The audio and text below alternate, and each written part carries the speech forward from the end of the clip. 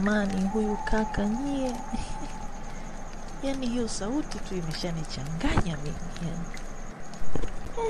We naye umeshaanza hivyo. Una haya? Una dogo? Okay, nadhani sasa tungeangalia utaratibu wa kupumzika, then kesho tutarejea mjini, maana weekend imekwisha sasa. Oh, Taza, no. Mimi nilidhani tunaenda wote.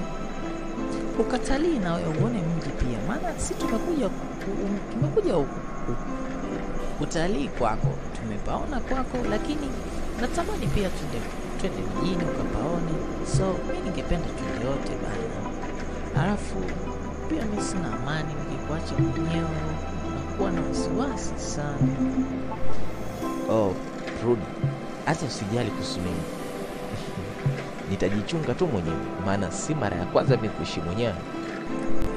Najua, ila Na kwa nini unajali kiasi hiko? hapo sasa ndo muulize eti Rudi, kwa nini unajali kiasi hiko?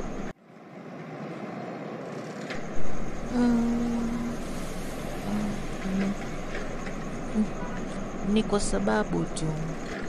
Hiyo sababu sasa ndo tunataka uiseme sote hapa tusikie. Yeah, it's okay. Iko hivi, na wasiwasi kwa sababu ameniokoa, amesaidia maisha yangu, hivyo lazima niwe na mashaka juu yake. Alafu Angel, kwa nini umekuwa unanifuatilia sana maisha yangu? Nimekukosea nini?